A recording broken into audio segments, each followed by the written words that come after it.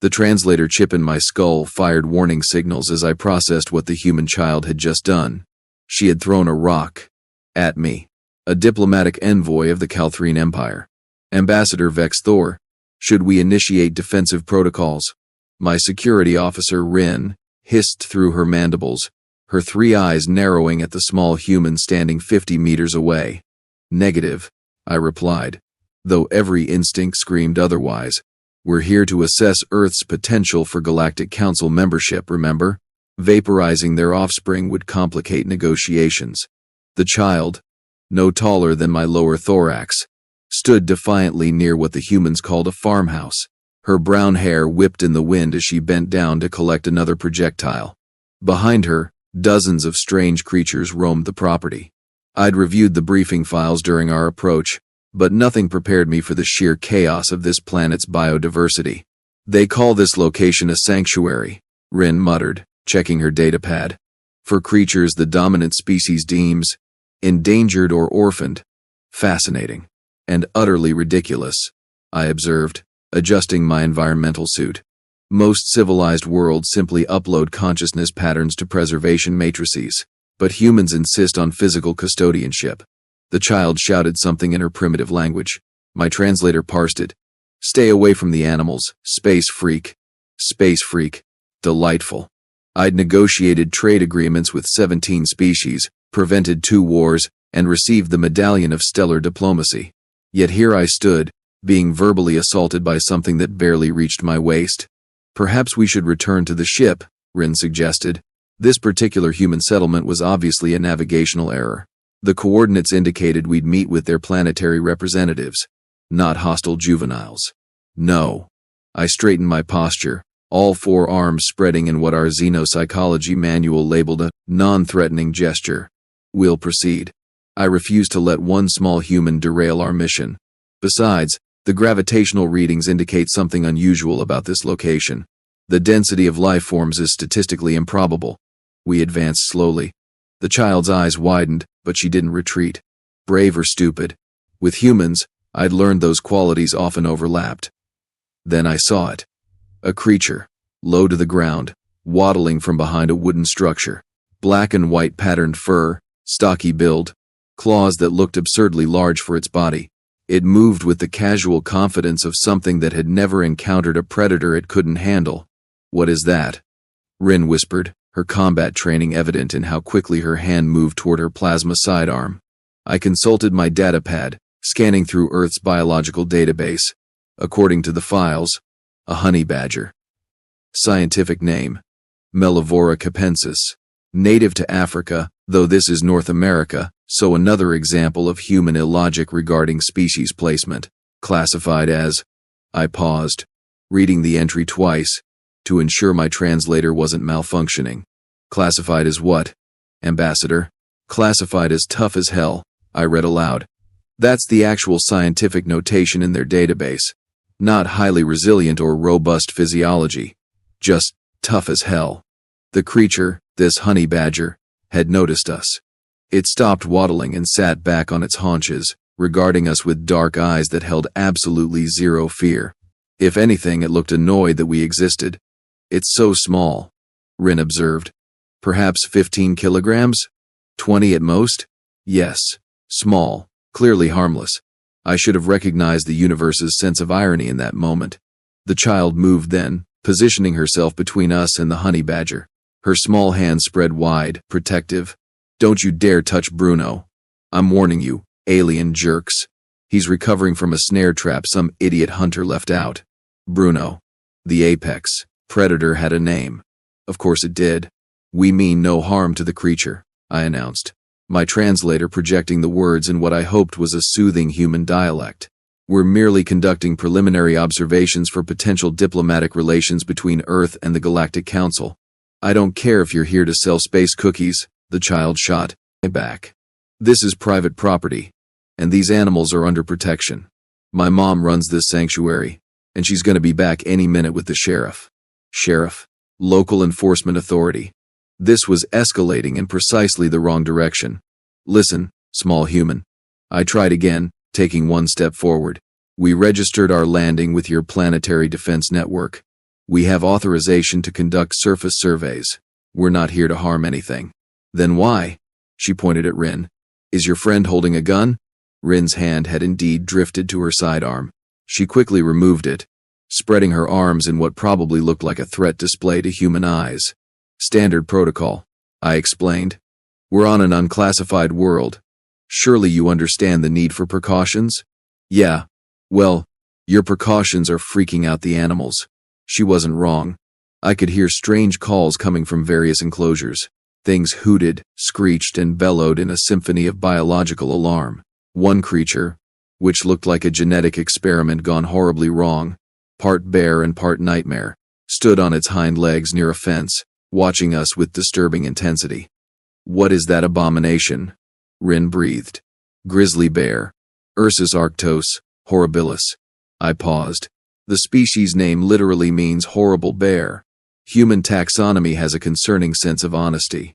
But my attention kept returning to the honey badger. Bruno. He hadn't moved, hadn't shown aggression. He simply watched, calculating. I'd seen that look before, in the eyes of Kreth war leaders, in the cold stare of Vorthan assassins. It was the look of something that understood violence as a language and spoke it fluently. Ambassador. Rin's voice carried a warning tone. My scanner indicates elevated adrenaline levels in both the human child and several of the creatures. Threat assessment rising. Noted. We'll withdraw momentarily. First, I want to understand why this location triggered our anomaly detectors. I activated my own scanner, sweeping the area.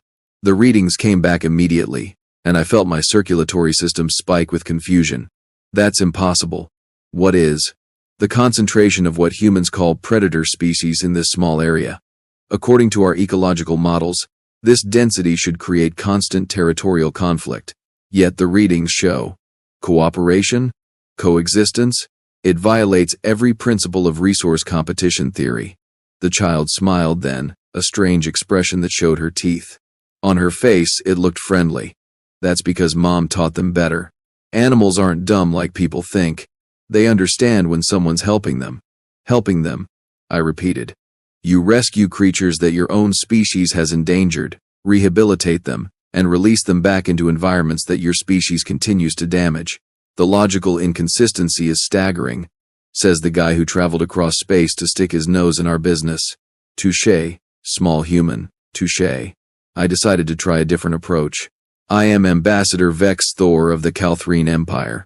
We've been observing Earth for approximately 6 of your months. Humanity has achieved several technological thresholds that warrant consideration for Galactic Council contact. However, we must assess various cultural and biological factors before formal introduction.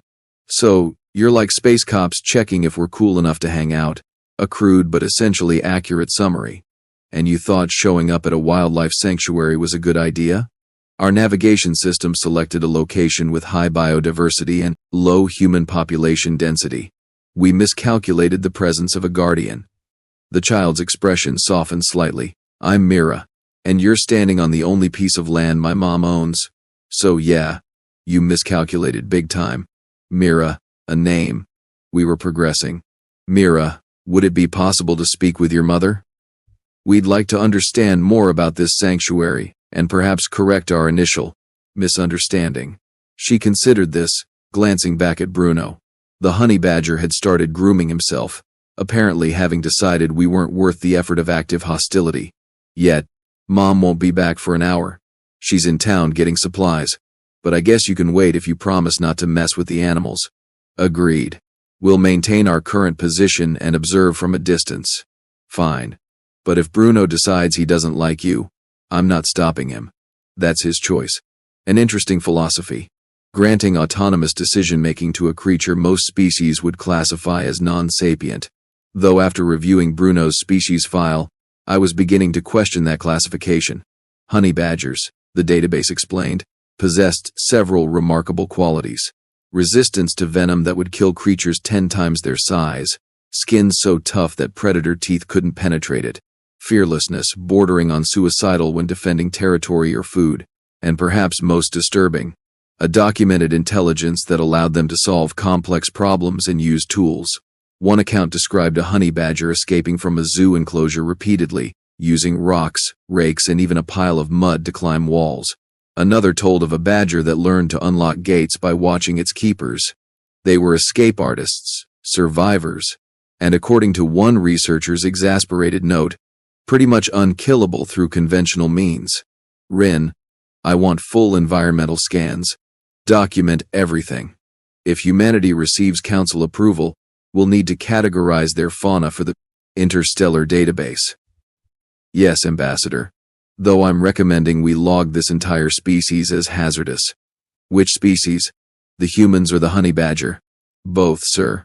Fair assessment. Mira had walked back toward the farmhouse but kept glancing over her shoulder to ensure we maintained our distance. Bruno remained at his post, occasionally sniffing the air in our direction. The wind carried scents I couldn't identify. Organic compounds that my suit's filters processed and categorized. Mammalian hormones, plant matter, water sources, and something else. Something that made my threat assessment software flash warnings. Ambassador, detecting multiple large organisms approaching from the western sector.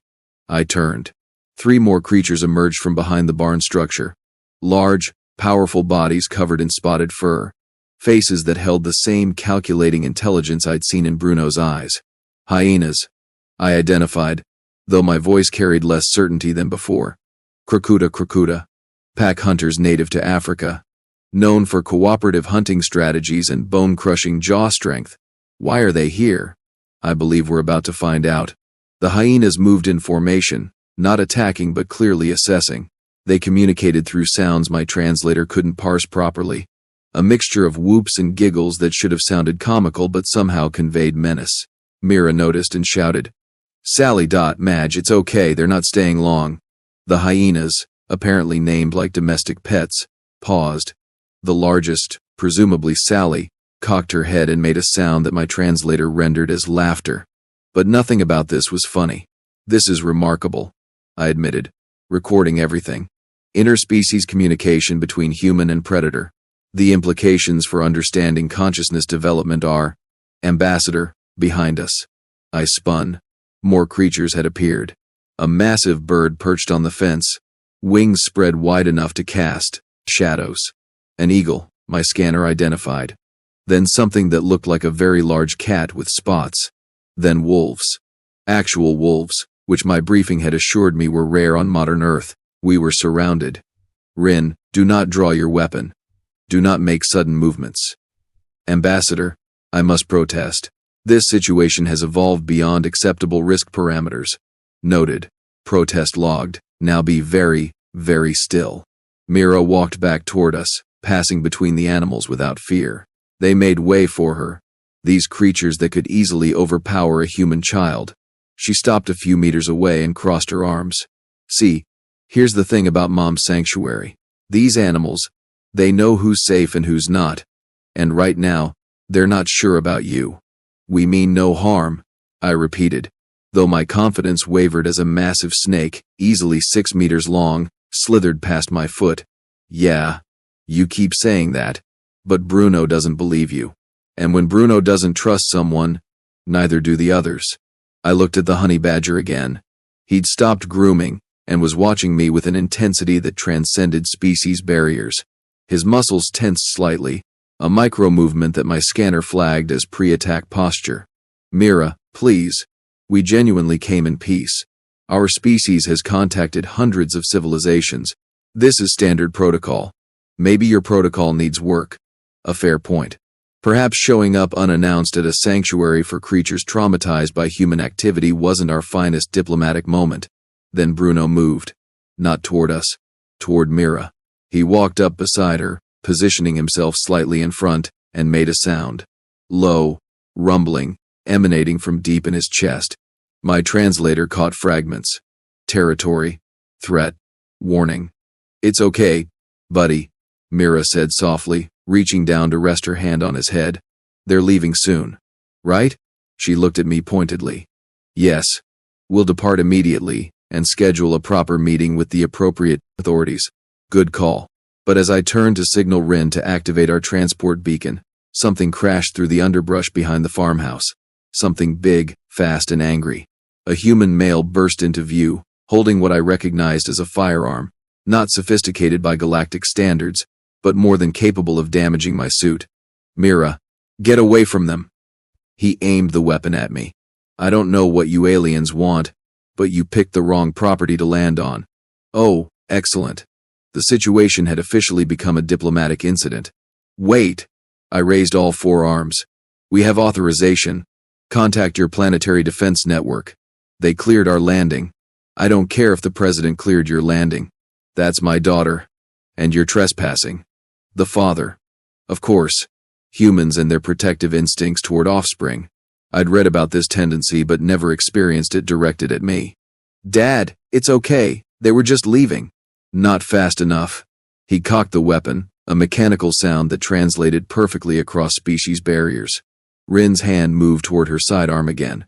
I sent her a sharp command through our neural link. Stand down. That's an order. The animals sensed the escalating tension. The hyenas began their unsettling giggling. The eagles screeched. The wolves lowered their heads, hackles rising. And Bruno, sweet, calm Bruno, bared his teeth. I'd seen many threatening displays across the galaxy. I'd faced down Kreth battle lords in full war armor. I'd negotiated with Vorthan matriarchs who could kill with a thought. But nothing, absolutely nothing, compared to the primal terror of watching a honey badger bare its teeth while surrounded by a menagerie of Earth's most efficient predators. We're leaving, I announced, probably louder than necessary. Rin, activate transport. Now. She complied, her fingers flying across her wrist device. The beacon signal shot toward our orbiting ship, requesting immediate extraction. 30 seconds, she reported. 30 seconds. An eternity. The human male hadn't lowered his weapon. If you ever come back here, if you ever threaten my family or these animals again, I don't care what galaxy you're from. Understood? Perfectly clear, sir. Our sincerest apologies for the intrusion. Mira stepped forward. They didn't threaten anyone, Dad. They were just dumb. And curious. That doesn't excuse the transport beam activated, wrapping us in particles of light. The last thing I saw before we dematerialized was Bruno, sitting calmly beside Mira, watching us depart with those dark, knowing eyes. Then we were aboard the ship, safe in the sterile white corridors of Calthrine technology. Rin let out a breath she'd been holding. That was catastrophic, humiliating, a complete diplomatic failure. I was going to say educational, sir. I laughed. A sound my species rarely makes. Educational. Yes. We certainly learned something today. Should I file an incident report? Absolutely. Flag Earth, as requiring specialized contact protocols. Note the existence of humans who weaponize animal protection instincts. And make sure to highlight the honey badger. The creature seemed relatively harmless compared to the others. I pulled up the footage our suits had recorded, freezing on Bruno's face.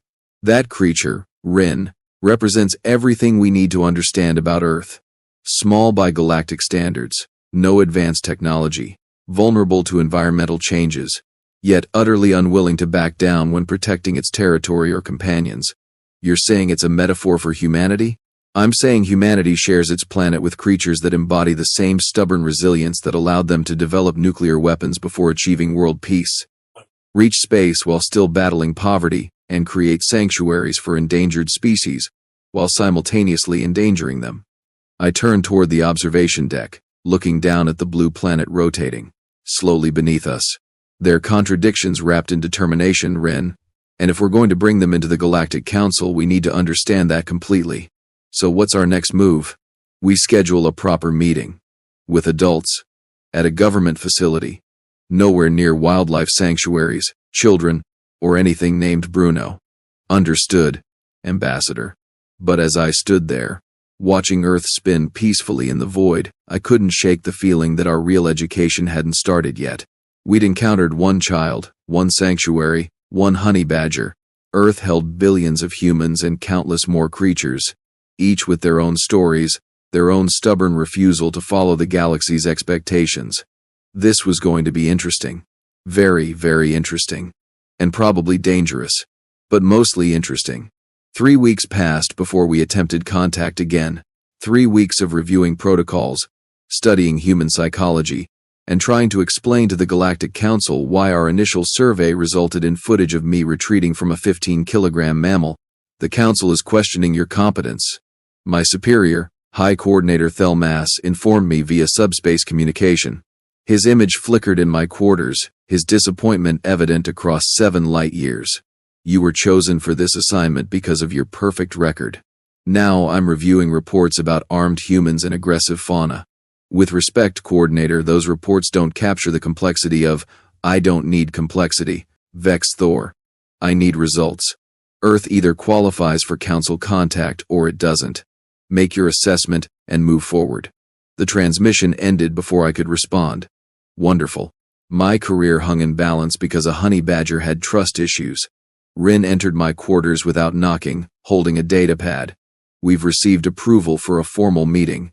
Location: Washington District of Columbia. Contact: Director Marcus Webb, Department of Extraterrestrial Affairs. They have a Department of Extraterrestrial Affairs? We've never contacted them officially. Apparently they've been preparing for this possibility since the mid-20th century. Optimistic species. Or paranoid. Did they specify protocols? Standard diplomatic procedures? No weapons? Limited security detail? Neutral meeting space? They're taking this seriously. Good. Professional contact with government officials. No children, no animals, no complications. Just straightforward negotiation between civilized entities. I should have known better. The meeting facility looked impressive from orbit. Modern architecture, security perimeters, all the markers of organized bureaucracy.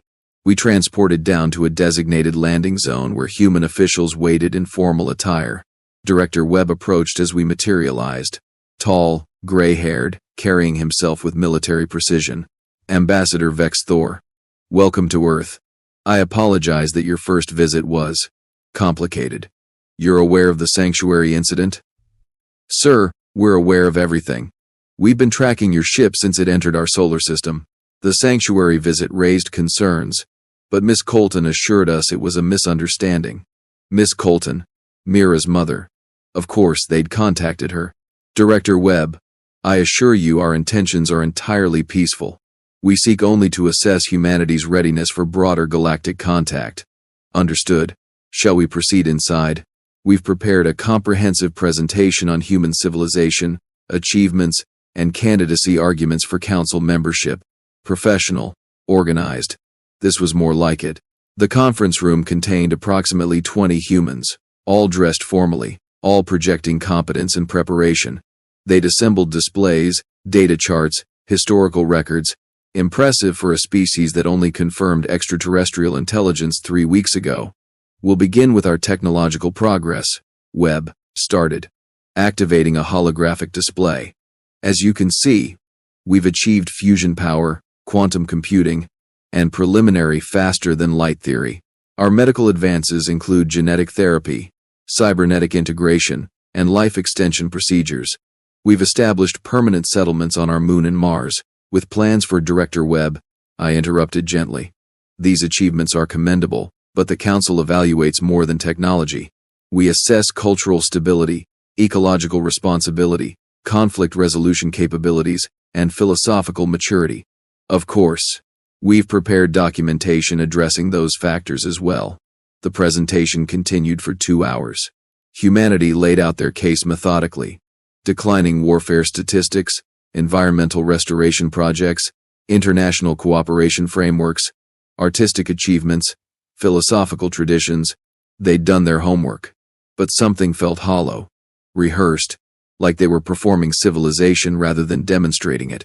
This is very thorough, I said when they finished.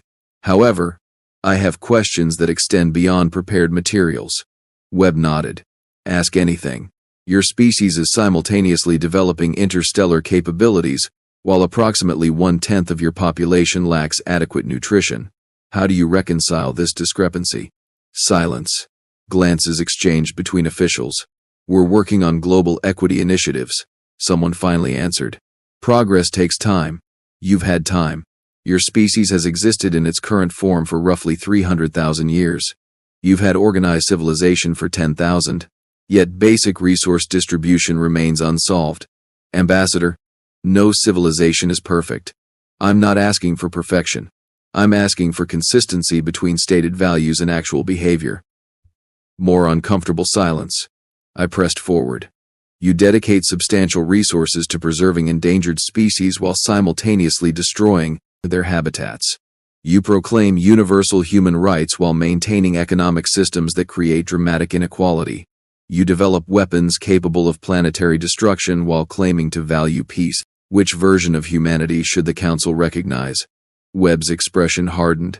Ambassador, I think you're being unnecessarily harsh. Every developing civilization has contradictions. The question is whether we're moving in the right direction. Are you? Yes. Demonstrably. Violence has decreased. Cooperation has increased. Technology advances. We're not perfect, but we're improving. Improving, I repeated. At what cost, and at what pace? The galaxy has standards, Director. Species that cannot resolve internal conflicts rarely survive external contact. Then why are you here?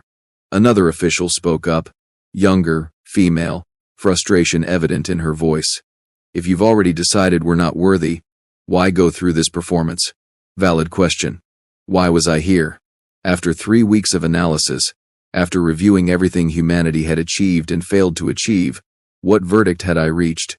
Because, I admitted, your species confuses me. That got their attention. You confuse the entire Galactic Council. You shouldn't exist in your current state. By every predictive model, humanity should have either achieved unified planetary government or destroyed yourselves centuries ago. Instead, you linger in this strange middle state, chaotic but functional, divided but cooperative, destructive yet protective. I pulled up the footage from the sanctuary, projecting it onto the main screen. There was Mira, small and defiant. There was Bruno, calm and ready. There were all those rescued creatures, coexisting impossibly. This, I pointed at the image, this is what the Council cannot categorize. A child protecting predators. A father willing to threaten interstellar diplomats for his family. Creatures that should compete instead cooperating. It violates our models. Webb studied the footage. That's Linda Colton's sanctuary. She does remarkable work. Does she? Or does she represent humanity's fundamental contradiction? Saving what you've endangered. Protecting what you've harmed. It's simultaneously noble and absurd. Maybe that's what makes us human, the younger official suggested. We make mistakes and try to fix them. We hurt things and try to heal them. We're messy and complicated, and we keep trying anyway. Trying isn't enough for Council membership. Then what is? I didn't have an answer. Not yet. The meeting concluded with polite formalities but no resolution. Webb offered to arrange additional presentations, facility tours, cultural exchanges. I agreed to everything while committing to nothing. Back on the ship, Rin found me in the observation deck again, staring at Earth. Well? She asked. Well, what? What's your assessment? Do humans qualify or not? I don't know. Ambassador, you need to file a report. The Council expects. I know what the Council expects. Clear recommendations. Definitive analysis. But how do I assess a species that domesticates apex predators as pets? That writes poetry about death while inventing life extension technology? That wages war while preaching peace? You could recommend provisional contact, limited engagement while they continue developing. Or I could recommend quarantine until they resolve their contradictions. That could take centuries. Exactly. My communicator chimed. Incoming message from Earth. From Linda Colton. I accepted the transmission. A woman appeared, mid-40s, weathered face, kind eyes. She stood in front of the farmhouse I'd fled from 3 weeks ago. Ambassador Vex Thor. I'm Linda Colton. My daughter mentioned you stopped by. Miss Colton, my apologies for the unannounced visit. We were conducting preliminary surveys and, relax. Mira told me you weren't hostile, just clueless. Which honestly, describes most people who show up here. I blinked. This woman had just called a galactic ambassador clueless. And she wasn't wrong. I heard your meeting with Director Webb didn't go well. She continued. Thought maybe you'd like a different perspective on humanity. One that doesn't involve PowerPoint presentations and diplomatic doublespeak. What kind of perspective? Come back to the sanctuary. Actually talk to me instead of running away from my daughter and my honey badger. Learn something real about who we are. Every protocol, every regulation, every diplomatic guideline screamed that this was inappropriate. Informal contact with civilian populations, unstructured environments, potential security risks. I accept, I said. Rin's eyes widened. Ambassador, you cannot be serious. I'm completely serious. Miss Colton will arrive tomorrow morning. Will that work? Perfect. I'll make sure Bruno's in a good mood. The transmission ended. Rin stared at me like I'd announced plans to swim in a supernova. You're risking your career for a follow-up conversation with a wildlife rehabilitator? I'm risking my career because the alternative is filing a report I don't believe in. Maybe Webb and his officials represent humanity. Or maybe Linda Colton and her daughter do. I need to find out. The next morning, we transported back to the sanctuary. This time, Linda waited for us near the farmhouse, Mira beside her. Bruno lounged in a patch of sunlight, looking supremely unconcerned with our arrival. Welcome back, Linda said. Thanks for not bringing weapons this time. Rin is unarmed, I assure you. Good, follow me. I'll give you the actual tour. We walked through the sanctuary, and Linda explained her work. Each animal had a story. Sally the hyena had been rescued from an illegal exotic pet operation. The eagles had been injured by power lines. The wolves were bred in captivity and couldn't survive in the wild. Every creature represented human failure and human effort to correct that failure. You see the contradiction, don't you? I asked. You save animals from problems your species created. Of course I see it. I live it every day. But what's the alternative? Give up? Let them die because we screwed up?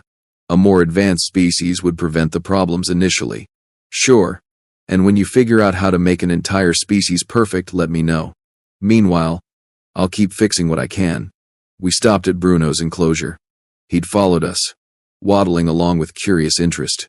Why a honey badger? I asked. They're notoriously difficult. That's exactly why. Bruno was caught in a snare trap, badly injured, infected, nearly dead. Any sensible person would have euthanized him. But Bruno didn't want to die. He fought through infection, through pain, through rehabilitation. Took 8 months before he could walk properly again. She knelt down, and Bruno approached, allowing her to scratch behind his ears. He's not aggressive. He's protective. There's a difference. He doesn't trust easily because humans gave him reasons not to. But once he decides you're okay, he's loyal beyond reason. Like humanity, I said quietly. Maybe. We've been hurt. We've hurt others. We're not sure who to trust, including ourselves, but we keep trying, keep protecting what we love, keep fighting for another day. Mira joined us, sitting cross-legged in the grass. Bruno immediately moved to her side. Mom says you're deciding if humans are good enough for Space Club. That's an oversimplification, but essentially correct. What's taking so long? We're not that complicated. On the contrary, you're extremely complicated. Are we good or bad? Both. Neither. I don't know. She considered this. Bruno's both too. He's sweet with me and Mom. Mean to people he doesn't like. Dangerous when threatened. But we don't judge him for being complicated. We just let him be Bruno. Out of the mouths of children. Literal wisdom I'd traveled light years to hear. Mira, when you first saw us, why did you throw a rock? Because you were strangers near animals I protect. Seemed obvious. You weren't afraid? Of course I was afraid. Fear doesn't mean you don't act. It means you act carefully. Linda smiled. That's my girl. Scared of everything, brave anyway. Humanity, in miniature, I observed. We spent 3 more hours at the sanctuary. Linda showed me rehabilitation techniques, explained animal behavior, demonstrated the careful balance between protection and freedom. Mira talked about her favorite animals, their personalities, their quirks. Bruno followed us everywhere, watchful but calm. As the sun began setting, casting orange light across the property, I finally understood. You're not trying to be perfect, I said to Linda. You're trying to be better. Isn't everyone? No. Most species either achieve stability or collapse. They reach equilibrium. But humanity remains in constant flux, always failing, always trying, always moving. Is that a good thing or bad thing? I genuinely don't know. It might be the most dangerous thing about you, or the most hopeful. My communicator chimed. Coordinator Thelmas, demanding my final report. I have to go, I told them. Thank you for this. For helping me understand. Did we though? Linda asked. Understand, I mean. Better than before. Not completely, but closer. Mira stood up, Bruno beside her. Will you tell the Space Club we're okay? I'll tell them the truth. What they do with it is their decision. We transported back to the ship. Rin waited until we reached the observation deck before speaking. So, what's your verdict? I pulled up the reporting interface and began typing. I'm recommending provisional contact with ongoing evaluation. That's not a real answer, Ambassador. The Council wants definitive classification. Then the Council will be disappointed. Humanity cannot be definitively classified because they're still writing their story. They might achieve greatness. They might destroy themselves. They might muddle through indefinitely. All three outcomes remain possible. The Council won't accept that level of uncertainty. Then they shouldn't have sent me to evaluate the most uncertain species in the galaxy. I filed the report, knowing it would cause arguments, debates, probably an inquiry into my judgment. But it was honest. Humanity was chaos with conscience, destruction with determination, failure with hope. They were Bruno the honey badger, in species form. Scarred, stubborn, stronger than they looked, and absolutely unwilling to back down. A week later, I received the Council's response. They'd approved provisional contact. Limited diplomatic relations, cultural exchange programs, technological sharing agreements. Humanity would join the galactic community gradually, with continued evaluation. It wasn't full membership, but it was a start. I sent a message to Linda Colton, informing her of the decision. Her response came quickly. Thanks for giving us a chance. Come visit again sometime. Bruno misses having someone to intimidate. I laughed, startling Rin, who was reviewing supply reports nearby. Something amusing, Ambassador? Just thinking about honey badgers and humans and the strange ways the universe teaches humility. Should I be concerned that your evaluation of an entire species was influenced by a 15-kilogram mammal? Probably. But I suspect that 15-kilogram mammal understood something about humanity that all my diplomatic training missed. Which is, that being tough doesn't mean being perfect. It means surviving, adapting, protecting what matters. Bruno's been hurt, but he still trusts Mira and Linda. Humanity's been hurt, but they still build sanctuaries. That resilience, that stubborn refusal to give up, that's worth something. The Council might disagree. Let them. I've met Bruno. I know what real toughness looks like. Earth rotated below us. Blue and green. And impossibly complicated. Billions of humans live down there. Each one a contradiction. Each one trying to survive and maybe, just maybe, be a little better tomorrow than they were today. It wasn't the inspiring story of a unified, enlightened civilization ascending to the stars. It was messier than that. More honest. More human. And somehow, that made it more remarkable. Set course for home, I ordered. We have reports to file and arguments to prepare for. Yes, Ambassador. Though I should mention, my report will note that we retreated from a honey badger. As it should.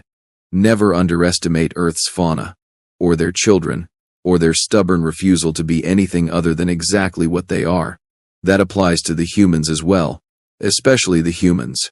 As we left orbit, I took one last look at the sanctuary's location, knowing that somewhere down there, a small girl and a tough little mammal were protecting creatures that needed help, embodying the contradiction and the hope of an entire species. The galaxy was about to get very interesting, and I, for one, couldn't wait to see what happened next.